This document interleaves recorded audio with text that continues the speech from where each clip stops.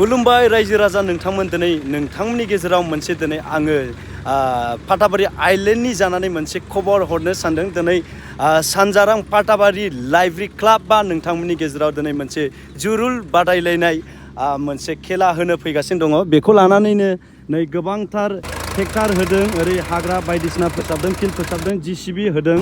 नोंथांमोना नुखाबाय थ' बिनिखायनो साफ्रोमबो रायजो राजाफोरखौ नैबे खेलायाव फैनानै मदद होफैनो थाखाय नोंथांमोनखौ खावलायनाय जाबाय दिनै माखासे बाखिखौ मिथिहोनो थाखाय आङो क्लाबनिनो माखासे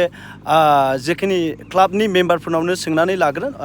क्लाबनि मेम्बारफोरा मा फोरमायो बिदिब्ला फैदो लोगोफोर जोङो खोनासंनानै लाग्रो दिनै 15 तारिख जेनाखि sanjarang लाइब्रेरि क्लाबनि बानजायनायाव जेनाखि फुटबल जानो फैगासिनो दङ दा बे फुटबलखौ लानानै मा रायजो राजानो मा मेसेज होनो सानदों मेसेज होनाया बेनो बयबो इउटुब नायगिरि रायजो राजाफोरनिसिम आं गोजोननायखौ जासिहरग्रोबाय दा फैगौ 15 तारिखनिफ्राय लानानै 15, 16, 17 आरो 18 बे सानब्रैनि हाबाफारि लानानैहाय मोनसे नैबे आइलेन्ड एरिया जायखौ होनना बुङो पाटाबारि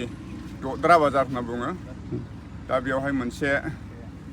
जोङो नुफेरनि खोनाफेरनि बुंनो थाङोब्ला दिनैसिमावहाय जों जोनोम जानायनिफ्राय बेबायदि फुटबल खेलाखौ जों नुनो थाङाखै बेखौहाय जोंनि बे sanjarang क्लाबनि गेलेग्रा फोथाराव बा दद्रा बाजारनि गेलेग्रा फोथारावहाय बेखौहाय आवगायलांनो बा फुटबल खेलाखौ होनो थांगासिनो दं दा बेनिखायनो मोनसे उद्देश्य लादों जोङो फिउचार जेनेरेशनखौहाय जों बोरै इनकारेज होलांनो हायो बे फुटबलनि गेजेरजों बेखौनो जों थांखि लानानैहाय दिनैहाय बे फुटबल खेलाखौ होनो थाखाय आवगायगासिनो दङ दा ओरैनो सानबेसेनि थाखाय हाबाफारि खालामनाय जादों बेयो गासै सानब्रैल' हाबाफारिनि थाखाय जागोन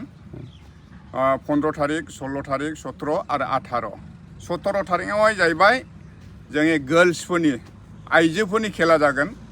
बे 15, 16 आरो 18आ फाइनाल 15, 16आवहाय सेमि फाइनाल जागोन आरो 18आव फाइनाल गेजेरावहाय 17 तारिखआवहाय महिलाफोरनि बा आइजोफोरनि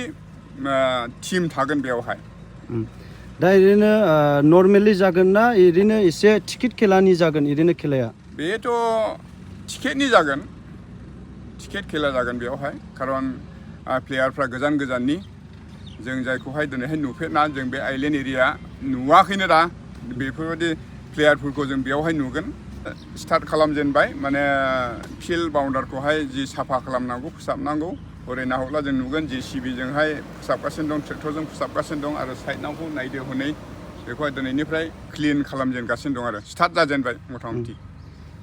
दा बेजों लोब्बा लाखिनानै दानि जिनाखि लाइमोनफोर जिनाखि निसाजों गब्ल'नाय बै लाइमोनफोरखौ दिनै बे स्पर्ट्सनि बेलायाव मा फोरमायनो सानो आं बेखौनो दहाय एसे सिगां बुंदों माने फिउचार जेनेरेशनखौ जों माब्रैहाय जोङो आपग्रेड एबा मोजाङावहाय लाबोनो हायो बिनि थाखाय मोनसे बिदिन्थि हिसाबैहाय जों बेखौहाय मावलांनो थांगासिनो दं अर्गानाइज खालामनो थांगासिनो दं बा बेजोंनो जोङो गासैबो बे जायगानिल' नङा समग्र ओनसोलनि जि फिउचार जेनेरेशन गथ'फोर दं बिथांमोना गेलेनायावबो जेन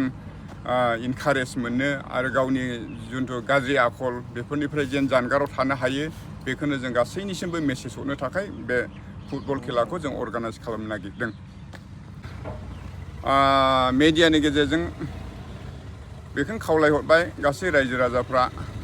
जेन' फैगौ जि अक्ट' होखानाय 15 तारिख 16 तारिख 17 तारिख आरो 18 तारिखआवहाय बयबो जेन जों जे मोनसे थांखि लादों बे थांखिखौ साक्सेस खालामनो थाखाय समग्र रायजो राजाफोरनि हेफाजाब नांगौ मदद नांगौ नङाब्ला हाया बेनिखायनो नोंथांमोनखौ बयखौबो खावलायबाय बे खेलाखौहाय नायफैनो थाखाय जगदान होफैनो थाखाय गासै रायजो राजा जोंनि बे निसिमा हालामनि बा आउट गुबुननि गासैखौबो बेवहाय फैनानै नायफैनो थाखाय खावलायनाय थाबाय टिकेटनि बेसेनखौ बेसेबांसिम लानाय जागोन बेखौहाय जों टिकेटनि बेसेनखौहाय जों फिक्स खालामनाय जाथ'वाखै बेखौहाय जों रायज्लायनानै उनावहाय हानायमानि जोङो खमावनो नाजागोन आरो बेखौ मिथिहोनाय थाबाय थ' लोगोफोर बिदिब्ला देरि दाखालामसै नोंथांमोना खोनाखाबाय फैगौ जेनाखि नभेम्बरनि 15निफ्रायनो खेलाया सुरु जागोन थ' बिदिब्ला गासैनिसिमबो जय हिन्द लोगोफोर